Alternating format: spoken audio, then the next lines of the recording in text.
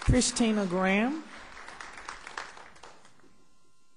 Would you state your name and address for the record, please? And you have up to 5 minutes. Christina Graham, 9824 Hardin Ridge Way, Knoxville, Tennessee, 37931. I didn't want to get up here today because, ironically, I'm scared to death of public speaking.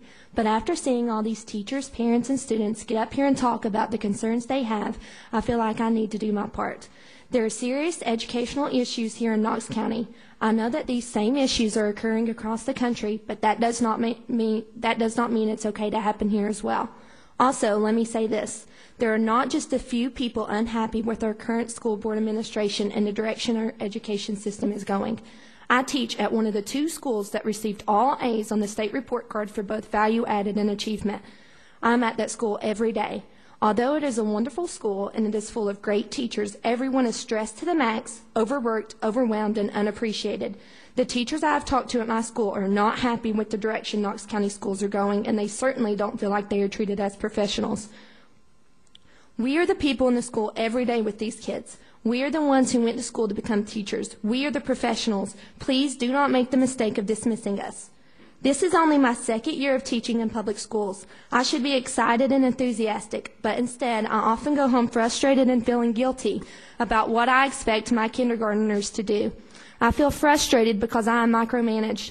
I am barely allowed to teach in my own classroom, and I am scared that soon I will be reading from the script. I feel guilty for many reasons. 1. The Common Core state standards for kindergarten are developmentally inappropriate. The expectations are too high. Let me clarify something before I continue.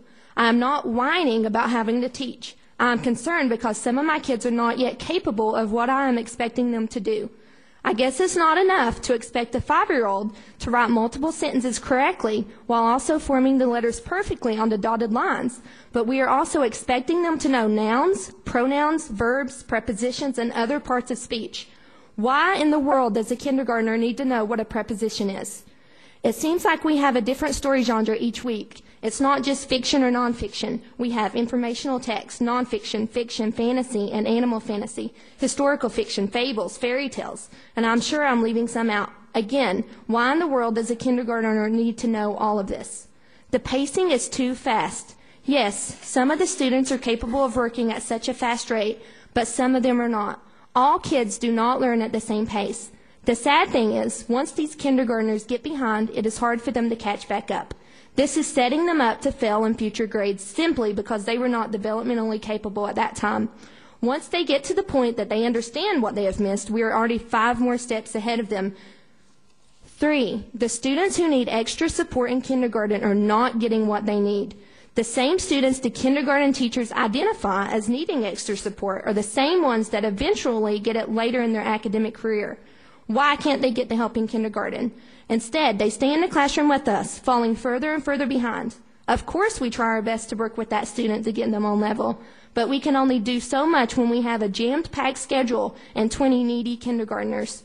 We are not providing the quality education these kids deserve. Lastly, I feel guilty and frustrated because I am forced to give a standardized test to kindergartners. I say forced because I should not have to administer this test. It is not the state of Tennessee that says I have to do this, but instead our school board chooses to give this test. What are we accomplishing when we make 5- and 6-year-olds stand or sit in a chair for 90 minutes and take a test? What are we accomplishing when I am only allowed to read the passage or question once, whether they heard it or not?